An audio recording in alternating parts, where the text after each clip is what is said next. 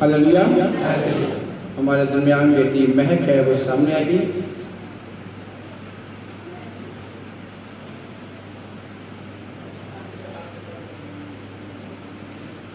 और मैं चाहूँगा कि खुदा का पादम पास्टर परम सोत्रा इन बाइबल में रखे।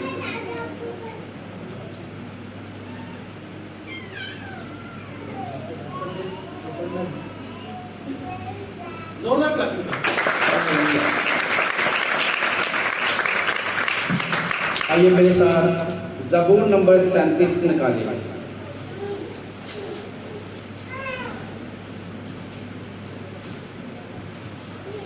ज़बूर नंबर 37 उसकी चौथी आयत पढ़ेंगे।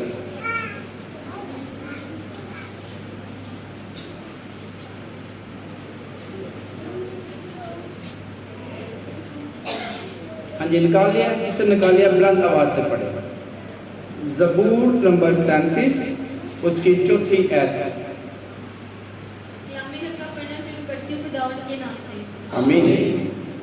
खुदावंद में मसरूर रह और वह तेरे दिल की मुरादें पूरी करेगा। भाइयों में से भी पढ़े।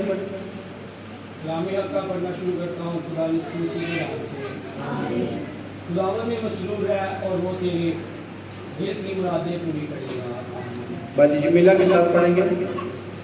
खुदावंद में मसरूर हो और वो तेरे दिल की मुरादें पूरी करेगा। आमीन। सब मिलकर पढ़ेंगे।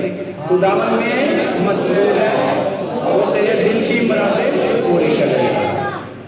हालेलुया। ये आयत जो है बहुत ही मकबूल है और अक्सर हम दुआ में भी ये आयत को इस्तेमाल करते हैं, जहाँ हम खुदावंद से उसके वादे को याद कराते हैं और खुदावंद के इबादत में भी हम कलाम में से काफ़ी शरीक करते हैं। और आज हम इसके बारे में देखेंगे कि खुदावंद में मसरूर है का क्या मतलब है। Hallelujah, hallelujah. खुदावंद के कलाम मुक़द्दस में बहुत नुमाया तौर पर यह लिखा गया है, जहाँ खुदावंद फरमाता है कि मेरी तरफ मतवज्जो करो, मेरी तरफ मतवज्जो हो तो मैं भी तुम्हारी तरफ, बुलंद आवाज से, मैं भी तुम्हारी तरफ, मेरी तरफ रज्जू करो तो मैं भी तुम्हारी तरफ, मेरी तरफ देखो तो मैं भी तुम्हारी तरफ, मेरे नजदीक आओ तो मैं भी तुम्हारे। यहाँ पे इन आयात में या इन अल्फाज में या इन दावों में दो अमल है, दो अमाल है। एक अमल इंसान की तरफ से है और दूसरा अमल किसकी तरफ से होगा? खुदा की तरफ से। किसकी तरफ से? पहला अमल इंसान की तरफ से होगा और दूसरा अमल खुदा की तरफ से होगा। मेरी तरफ रजू करो तो मैं भी तुम्हारी तरफ रजू करूंगा, मेरे नजदीक आओ तो मैं भी तुम्हारे नजदीक आऊंगा, मेरी तरफ देखो तो मैं भी तुम्हारी तरफ देखूंगा, मेरी तरफ मतवज्जो हो तो मैं भी तुम्हारी तरफ मतवज्जो होऊंगा। और खुदा का बंदा मुकद्दस दाऊद फरमाता है कि खुदा में मसरूर है कि पहले इंसान ने खुदा के तरफ अपने आप को मसरूर करना है, तो फिर क्या होगा कि खुदा हमारे दिल की क्या पूरी करेगा? मुरादें पूरी करेगा।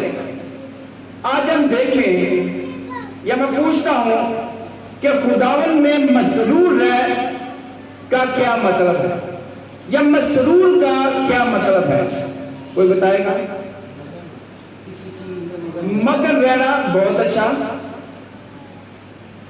दुआ में रहना, रहना, लगे रहना, किसी चीज से तलब लेना, तलब में आना, वेरी गुड।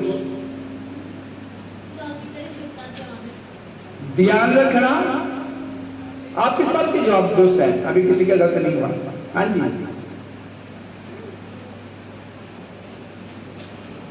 मसरूर का मतलब है मस्त होना, लगे रहना। आपने क्या कहा था? मगन रहना। और आपने क्या कहा? ध्यान देना, तालिब होना। ये सारे मतलब बिल्कुल दुरुस्त है। खुदावन में रहना, खुदावन में लगे रहना, खुदावन में अपनी खुदावन की मस्ती में रहना, अपने आप को भूल जाना और खुदावन में रहना, ये सब का मतलब है खुदावन में मसरूर रह। हम कैसे खुदावन में मसरूर रह सकते हैं? किस तरह हम खुदावन में लगे रहेंगे? किस तरह हम खुदावन में मगन रहेंगे? किस तरह हम खुदावन में मस्त रहेंगे? किस तरह हम खुदा में खुश रहेंगे? और जब ऐसा करेंगे तो क्यों, किस तरह हमारे दिल की मुरादें पूरी होंगी? आज हम यही सीखेंगे। खुदा का कलाम जब हम पढ़ते हैं तो उसका निचोड़ निकालते हुए मगन रहना, खुदा में मस्त रहना, खुदा में मसरूर रहने का सबसे पहला जो अमल है वो है खुदा के कलाम मुकद्दस को पढ़ना। क्या है? खुदावन के कलाम मुकद्दस को। अब हम जब चाहते हैं कि हमारे दिल की मुरादें पूरी हो जाए तो इससे पहले कि मुराद खुदा के हुजूर रखे, हमें ये जान लेना चाहिए कि हमें सबसे पहले खुदा के कलाम को पढ़ना है। जब हम खुदा के कलाम को पढ़ते हैं तो हमारी मुराद पूरी होने का पहला स्टेप जो है वो शुरू हो जाता है। इसलिए खुदा का कलाम फरमाता है कि खुदा में मसरूर रहते हो तो दिल की मुराद को पूरा करेगा, मुरादें पूरी करेगा। तो जब हम अपनी मुरादें लेकर खुदा के हुजूर जाते हैं तो याद रख ले कि सबसे पहले हमें खुदा के कलाम को पढ़ना चाहिए। हमारी कलीसिया में कौन से बच्चे हैं जो बाइबल मुकद्दस को डेली पढ़ रहे हैं? आप बताइएगा। 1 2 3 4 5 बस 5 6 7 गिनने बेटा गिनने। 8 और गुड़िया ही है 9 गुड़िया की। अच्छा 10 कैमरामैन की 10। अब यहाँ पे 10 लोग जो बाइबल मुकद्दस पढ़ रहे हैं, वेरी गुड। और कौन है जो पढ़ सकते हैं नहीं पढ़ते? 1 2 3 4 5 6 7 7 ऐसे हैं जो पढ़ सकते हैं लेकिन नहीं पढ़ रहे। आज से वादा कर ले कि दिल की मुरादें खुदा उनको पेश करने से पहले क्या करना है? हमने खुदा के कलाम को पढ़ना है। अच्छा, जो नहीं पढ़ सकते उनका क्या करें? उनको क्या कहना चाहिए, करना चाहिए? सुनना चाहिए। हर घर में कोई ना कोई पढ़ रहा है और पढ़ता है, इसलिए जो नहीं पढ़ सकते उनका काम है कि वो बच्चों से, बहन भाइयों से खुदा के कलाम को सुने, क्योंकि सुनने से पैदा होता है ईमान। ऐसा ही है ना? ईमान किससे पैदा होता है? और सुनना मसीह के कलाम से। तो जब हमने अपनी मुरादें खुदा के हुजूर पेश करनी है तो सबसे पहले हमें खुदा के कलाम को पढ़ना चाहिए। हालेलुया। नंबर 1 क्या है? खुदा के कलाम को, खुदा के कलाम को ऊंची बात में खुदा के कलाम को पढ़ना चाहिए।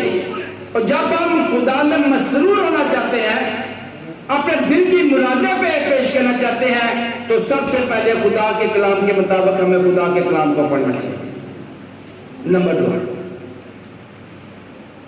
मेरा घर दुआ का घर कहलाएगा।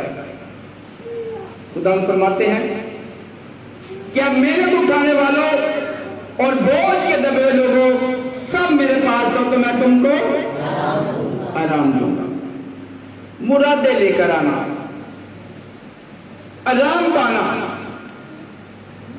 और दूसरा स्टेप जो है हमारा है खुदा के घर में आना। कहाँ आना? कभी देखे कि कुआं किसी प्यासे के पास गया है? Yes no? ऊंची आवाज में तो कौन जाता है जिसे प्यास? अगर आप अपनी दुआएं, मुरादे, इल्तिजाएं, दरखास्तें खुदावन को पेश करना चाहते हैं तो कहां जाना पड़ेगा? उसके दरखास्त देनी हो तो कहां देनी पड़ेगी? घर में बैठे नहीं, कई लोग घर में बैठे भी दरखास्त देते हैं, कहते दरखास्त घर में दे देते हैं, दुआ घर में भी कर देते हैं, मुराद घर में बैठे कर लेते, गली में कर लेते, कई बार मोटरसाइकिल पे जाते हैं कर लेते हैं। तो खुदा का कलाम हमें सिखाता है कि अगर खुदा में मसरूर रहना है तो खुदा के कलाम को पढ़ना है और उसके बाद खुदावन के घर में जो दुआ का घर कहलाता है वहां आकर अपनी दरखास्त को हैंड ओवर करना है। जितने भी भाई बहनें गवर्नमेंट जॉब में लगी है या दफ्तर में लगी है या लगे हैं, वो कभी भी दरखास्त छुट्टी के लेकर अपने घर में नहीं रख सकते, या कोई अनाउंस लेना या कोई पैसे लेने, कोई और तरीके उनका आमदनी का जरिया वहां से हासिल करने है, स्कॉलरशिप गवर्नमेंट से लेनी है, तो वो एप्लीकेशन लिखकर घर में नहीं रखते। कहां देते हैं? अपने दफ्तर में, ऑफिस में देते हैं और फिर उन पे साइन होते हैं। तो कलाम के मुताबिक, खुदा के कलाम के मुताबिक जब आपने अपनी मुराद को, अपनी दुआ को, अपनी इल्तिजा को, अपनी दरखास्त को पेश करना है खुदावन से, तो खुदावन के घर में आकर देनी चाहिए। खुदावन के घर में अपनी एप्लीकेशन देनी है। और एप्लीकेशन क्या है? अपनी मुश्किलात, अपनी परेशानियां, अपनी तकलीफ, अपनी बीमारियां, खुशहाली की बरकत, तरक्की की बरकत की जितनी भी दरखास्तें हैं वो हमें खुदा के घर में, खुदा का कलाम फरमाता है, आके देनी चाहिए। और जो लोग कहते हैं कि हम तो घर में ही दरखास्त लिख लेते हैं और खुद ही मेरा साइन कर लेते हैं, ये तरीका गलत है। मसरूर रहने का मतलब है खुदा के कलाम को पढ़ना और खुदा के घर में आकर इबादत करना। अच्छा, कई बहन भाइयों को इबादत और दुआ का भी फर्क है। दुआ के बारे में बता चुका है, इबादत मिलकर करना, इज्तिमाई दुआ जो है उसमें आके करना।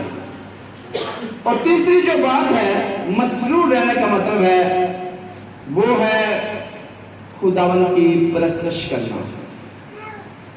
क्या करना? ऊंची आवाज में। जब हम खुदा के कलाम को पढ़ते हैं, जब हम खुदा के घर में आते हैं और आकर किसके साथ परस्तश करते हैं? रूह और सच्चाई के साथ परस्तश करते हैं। अब देखिए कैसे स्टेप है, कैसे अमाल है जो आपको मसरूर कर रही है। अगर आप खुदा के कलाम को नहीं पढ़ते, आप खुदा में मसरूर नहीं रह सकते। आप खुदावन के घर में आकर खुदा की इबादत नहीं करते, आप खुदा में मसरूर नहीं रह सकते। ये अमाल है जो आपको मसरूर करने में, खुदा में मसरूर रहने की तरबियत करते हैं, आपको मसरूर कर देते हैं, आपको मगन कर देते हैं। कभी बाबों को, फकीरों को देखा कैसे मस्त होते हैं? कोई बताए? हाँ जी, क्या करते हैं? रगड़ा लगाते हैं। किसको? बूटी को, पांग को। तो फिर क्या होते हैं? वो पीते हैं। ये जो रगड़ा लगाते हैं वो आगाज हो जाता है उनकी मस्ती का, मंगन होने का। और जब पीते हैं तो फिर क्या होता है? उनके भी स्टेप है अपनी मस्ती में, अपने गुनाहों में, अपने देवताओं के सामने मस्त होने का, मसरूर होने का। और जब हम खुदा के कलाम को पढ़ते हैं, जब हम खुदा के घर में आते हैं और प्रस्तुत करते हैं, तो हम मसरूर होने के अमल से गुजर रहे होते हैं। और जब हम प्रस्तुत करते हैं तो कई लोग ऐसे ऐसे करते हैं, ये तालियों की प्रस्तुत हो रही है, कैसी आवाज है, आवाज क्यों नहीं आती है? मैंने किसी को कहा था ना, यार खुदा तो सुन रहा है ना हमारी आवाज, ये देखो खुदा हमारी ताली की आवाज सुन रहा है। और कई तो लिप क्या कहें, लिप सिंग कर रहे हैं। मैंने कहा आप प्रस्तुत नहीं कर रहे थे, कह रहे हमारे मन की जगह थे ना। ये अब हमारी अपनी कलीसिया के वाक्य है, मैं बाहर नहीं बता।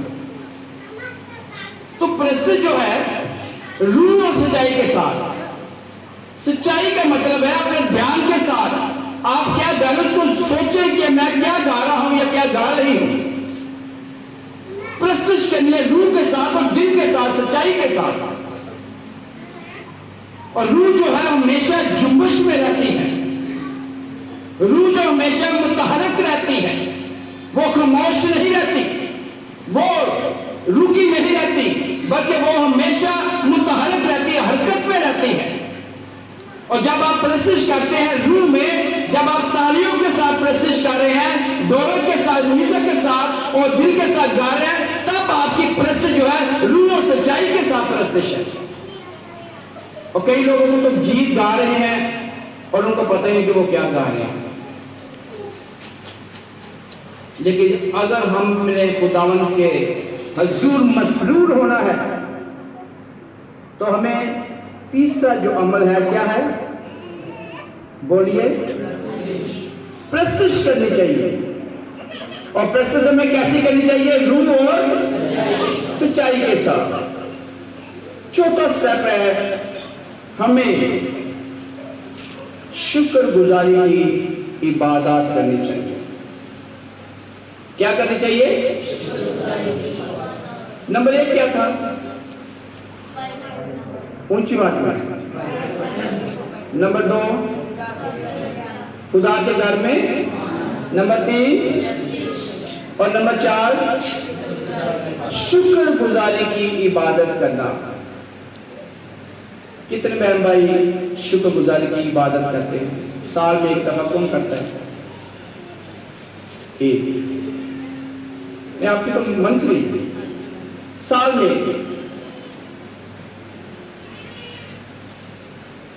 1।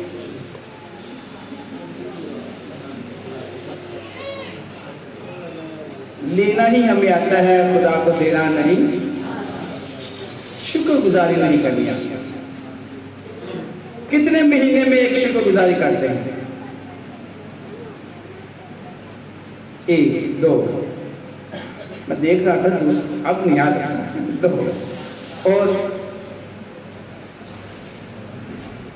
आप सोच लें, फिर क्या कहेंगे? खुदा तो हमारी सुनता ही नहीं, खुदा पे शिकवे। ना हमने बाइबल मुकद्दस को पढ़ना है, ना ही हमने खुदा के घर में आना है, और ना ही हमने प्रस्तुत करनी है, और ना ही हम शुक्रगुजारी की इबादत करनी है, और शिकवे करने हैं, खुदा हमारी मुरादें पूरी नहीं करता। आप हिसाब लगा लें, वो देखेंगे कि आप कहां पर खड़े हैं।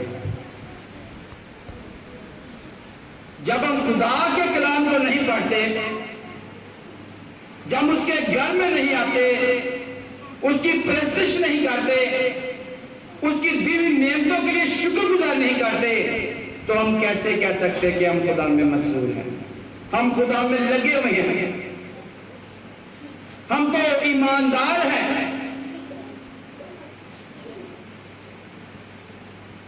खुदा में मसरूर रहने के लिए खुदा के कलाम को पढ़ना जरूरी है, उसके घर में आकर इबादत करना जरूरी है। कई तो खुदा के घर में आते हैं और उनको तो बार बार कभी बाहर कभी अंदर, कभी बाहर कभी अंदर। कभी सोचे आप जा रहे हैं इस्लामाबाद या इस्लामाबाद तक के लिए 4 घंटे जा रहे हैं सफर, रास्ते में एक ही स्टेप है स्टे का, तो 2 घंटे के अंदर आप क्या करें? रुक सकते हैं, कहीं जा सकते हैं।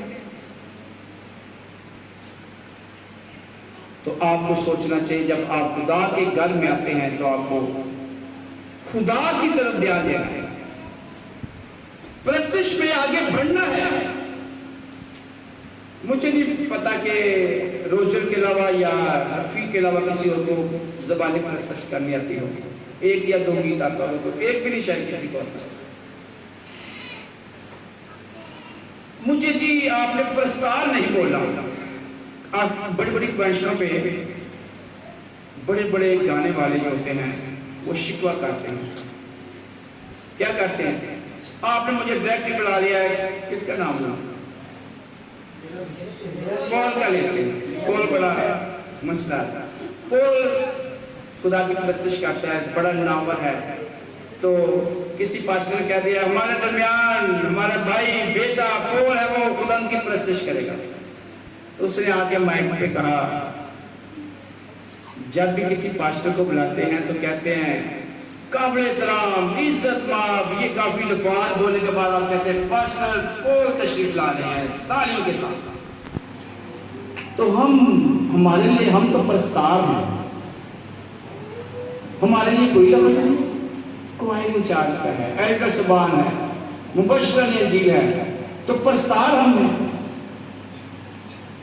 शायद उनका शिकवा सही होगा, मैं नहीं कहता गलत है, उनको अदब से बुलाना चाहिए, हमारा फर्ज है। लेकिन यहाँ की बात मैं कर रहा हूँ कि कितने हमारे प्रस्ताव है, ज़्यादा हाथ उठाइएगा, हाथ उठाइए। प्रस्ताव क्वाइस जितनी है प्रस्तावों की है, क्या हो गया? सोच सोच के थाने मरियम का हाथ में चला, उंगल उठा रही, बस टाई रखे आगे हैं, आपका हाथ रिमशा का हाथ में चला गया। हाँ अच्छा, इनको पता नहीं कि ये प्रस्ताव है, कैसी बात है, चलो अच्छी बात है, शुक्रिया। कितने आपको 3 ज़बानी आते हैं? 5 गीत आते हैं? ठीक है, आपको तो मैंने कहा आप रोज़ प्रस्तिश नहीं आती, और अगर थोड़ी सी बात हम कह दें सिखाने लिए तो इनके शिकवे नहीं खत्म होंगे। इनके भी बातें पूरी कलीसिया की बातें कर रहे हैं। तो अगर आप प्रस्ताव बनना चाहते हैं, आप कहते हैं मैं प्रस्ताव हूं, तो प्रस्तिश आपको आनी चाहिए। और अगला पॉइंट था शुक्रगुजार। कितनी हम शुक्रगुजारी करते हैं? और मैंने तो ये देखा जो दया यकीन देते हैं ना वही शुक्रगुजारी करते हैं, जो हदिये देते हैं खुदा के घर में ज्यादा वही शुक्रगुजारी करते हैं। और कई लोग कभी शुक्रगुजारी करना पसंद ही नहीं करते। वो पता क्या कहते हैं, 2000 हमने जो लगाना है वही हम बिल नहीं उतार सकते, या कहेंगे क्या करें कोई बचता ही नहीं। अच्छा, वो अपनी आमदनी की तरह के बिल बना के मुझे दे देंगे। मैंने कहा घर में ये बिल बिल्कुल सही है आपकी इतनी तरह, तो ये तो पैसे कम पड़ गए, बिल के दूसरे कहाँ से लाते हैं उठाने हैं। तो मैं क्या, अच्छा आपके महीने में ये आप कहीं जाते नहीं बेटियों को मिलने, अपने रिश्तेदारों को मिलने नहीं जाते, नोंदरे इसमें नहीं डाले, वो कहाँ से आ जाते हैं, कहानी लेते हैं।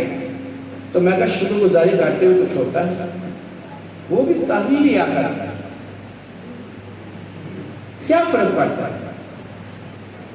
नहीं, ये खाना पकाना पड़ता है, मैं तो 500 की रोटी पका लूँ, 500 भी ज्यादा खुदा के लिए महीने में 1 दफा।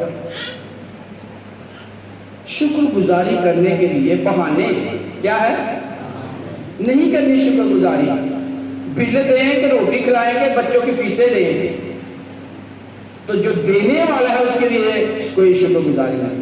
तो फिर कहेंगे कि हमारे दिल की मुरादें पूरी, दिल की मुरादें पूरी, फिर कहेंगे कि हमारे कर्जे उतरते।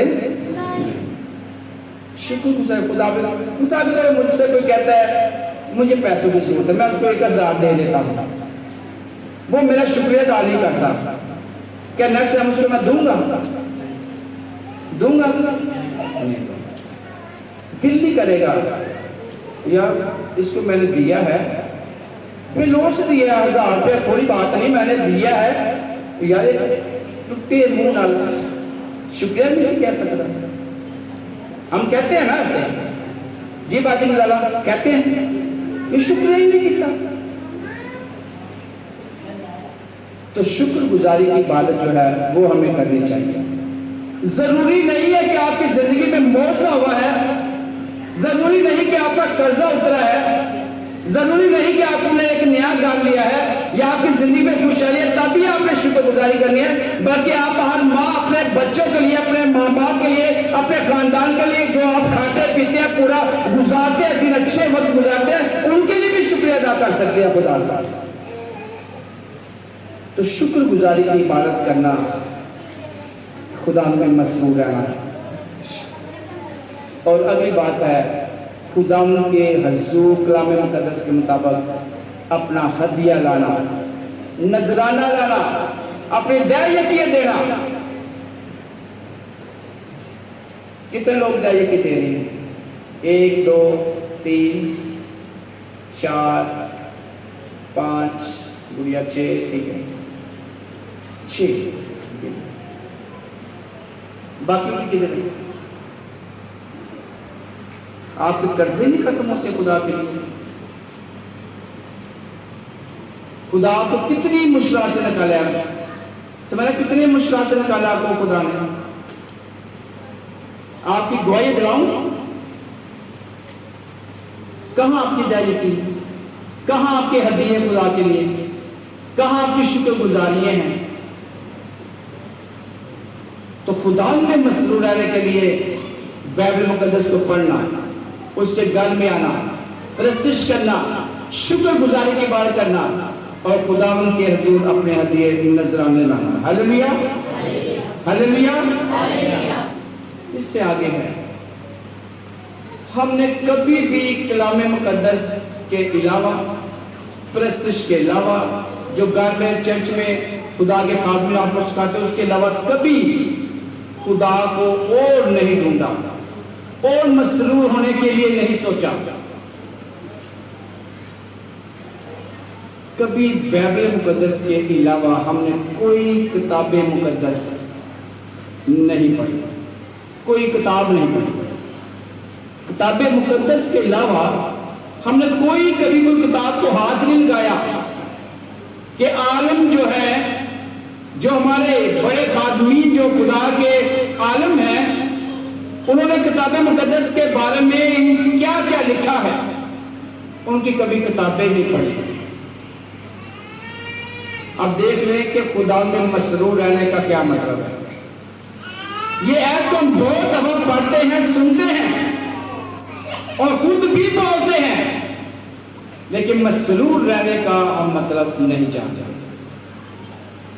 और बाइबल मुकद्दस का निचोड़ इन बातों पे हमें गमजन कर रहा है कि हमें किस तरह खुदा में मसरूर रहना है। और आखिरी बात है,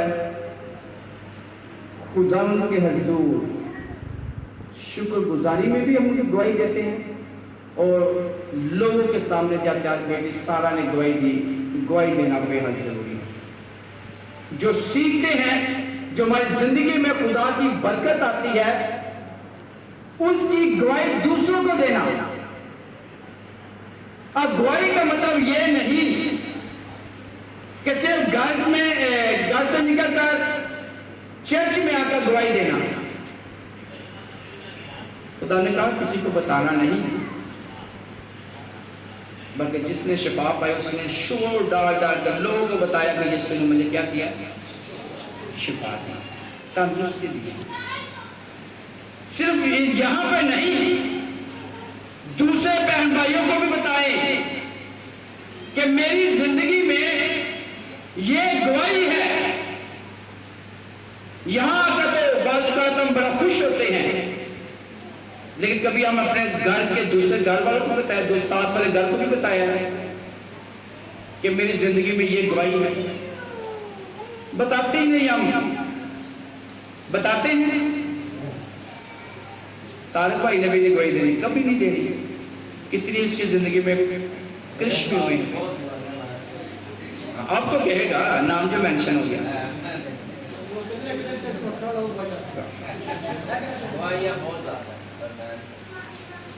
तारा बेटे ने कभी गवाही नहीं दे रही। नाम ले लो। गवाही देने से हम डरते हैं। गवाही देना भी खुदा में मसरूर रहना है। हालेलुया। जब हम इन 6 से 7 स्टेप से गुजरते हैं, जब अपनी जिंदगी में अपनाते हैं, तो वो है खुदावन में मसरूर रहना। हालेलुया। हमारा काम है आपकी तरबियत करना, आपको बताना कि आप जब कहते हैं कि खुदा में मसरूर है तो इसका मतलब क्या है। जब हम आपको समझाते हैं तो हमारे साथ आपका फर्ज बन जाता है कि आप भी इन अमाल में से गुजरे, और जब आप इस ईमान में से गुजरेंगे तो फिर आप देखेंगे कि आप महसूस करेंगे कि आप वाकई खुदा में क्या है, क्या है, मसरूर है। लेकिन अगर इन अमाल में से नहीं गुजरते तो आप खुदा में या खुदा में मसरूर नहीं है। अगर चाय में चीनी ना हो, चाय नहीं बनती। चाय में किसी चीज की कमी हो, नहीं बनती। सब्जी में, किसी में भी। तो खुदा में मसरूर रहने के लिए ये चीजें आपकी जिंदगी में होना बेहद जरूरी है। अब मुझे ये ना कहें कि भाई दुआ और रोजा भी बड़ा जरूरी है, वो इसके अंदर स्टेप आते हैं। प्रस्तुश में आते हैं, दुआ में आते हैं। वो दुआ का पहलू हम सीख चुके। तो मसरूर रहने के लिए सारी ये चीज है, जो 6 चीजें है, ये बेहद जरूरी है। और जब हम ऐसा करेंगे तो क्या होगा, हमारी जिंदगी में हमारी मुरादें क्या हो जाएगी? कौन सी मुरादें? कौन सी?